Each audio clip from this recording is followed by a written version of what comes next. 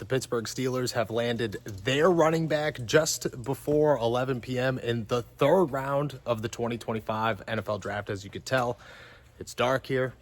The indoors ready to go home, and so are the Pittsburgh Steelers, but not without adding Kaleb Johnson out of Iowa, a pick that fits perfectly. I mean, Kaleb Johnson comes from Iowa, who runs pretty much the same offense as the Pittsburgh Steelers and Arthur Smith, a zone run scheme that fits perfectly. He improved in his final year of college tremendously. This guy is physical. He's got breakaway play style. He could come in here. He could be a 3-down back right off the jump, but works so well with a guy like Jaylen Warren and then a pass catcher like Kenneth Gainwell. What the Pittsburgh Steelers needed to happen was add a running back that they could look at and say, you're the future, but also right now you are a guy that can contribute immediately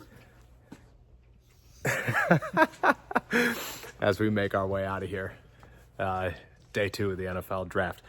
They had options. Shedeur Sanders still on the board. Jalen Milroe still on the board. Everybody's talking quarterback. Stunned they didn't go quarterback. Well, I'll tell you this.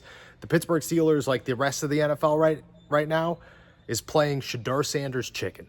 And what they're doing there is essentially saying the deeper this goes, the longer they wait, the louder this all becomes. So in the meantime, they're adding a guy that probably had mid-second round value, was probably the 4th running back in this NFL draft class.